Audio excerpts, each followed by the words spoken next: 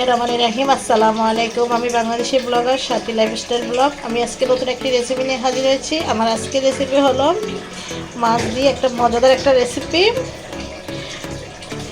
আমার আজকের রেসিপিটি অনেক মজার একটি রেসিপি। এই রেসিপিটি যদি তৈরি করেন এক থালা ভাত আপনারা নিমিষে শেষ করে ফেলতে পারবেন।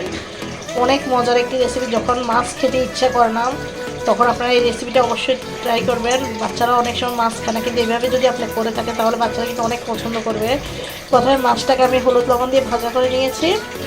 ভাজা করে আমি এখন মাছটা কাঁটাটা ছেড়ে নেব। বেছে বেছে প্রথম কাঁটাটা ফেলে দেব। এখানে আমি রুই মাছ নিয়েছি। আপনি যে কোনো বাসায় যে কোনো মাছ থাকলে এই রেসিপিটি তৈরি করতে পারেন।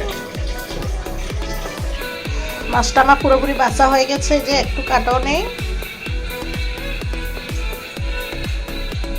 এখন আমি চলে যাচ্ছি পরবর্তী ধাপে। এখানে আমি 3 টেবিল চামচ তেল দিয়েছি। তেলে আমি বড় সাইজের 2টা পেঁয়াজ দিয়েছি। পেঁয়াজটা নরম হয়ে এসেছে। এ পর্যায়ে আমি রসুন দিয়ে দিব। 3-4টা রসুনের কোষ কুচি কুচি করে কেটে দিয়ে দিলাম।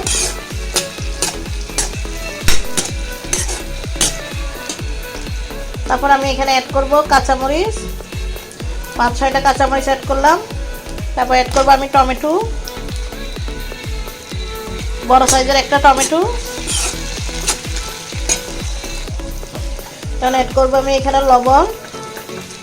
লবণটা আন্দাজ অনুযায়ী দিবেন। আমি এখানে অল্প দিলাম, হাফ চামচ থেকে কম দিয়েছি। এখানে হলুদের গুঁড়া 1 চামচ,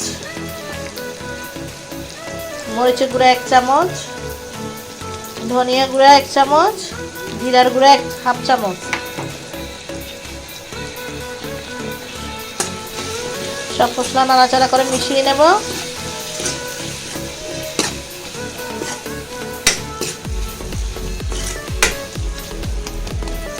মশলাটা ভালোভাবে কষানো হওয়ার পর আমি এখানে একটু পানি অ্যাড করেছি, হাফ কাপ। তো আরও ভালোভাবে কষানো হোক। মশলাতে যাতে কোনো মশলার গন্ধই না থাকে, ওই হিসেবে মশলা ভালোভাবে কষাতে হবে। মশলাটা ভালোভাবে কষানো হয়ে গেছে। এই পর্যায়ে আমি মাছটা ঢেলে দেব।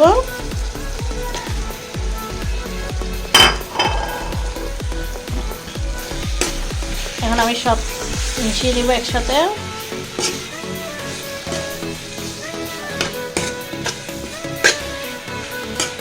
মিশিয়ে নিয়ে আমি 2 মিনিটের জন্য ঢাকনা দিয়ে ঢেকে রাখবো।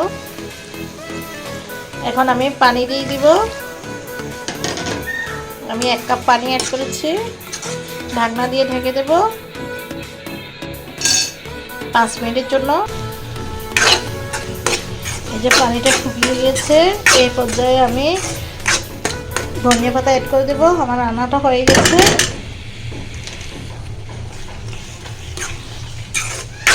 আপনারা বাসায় অবশ্যই ট্রাই করবেন, দেখবেন সবাই অনেক পছন্দ করবে।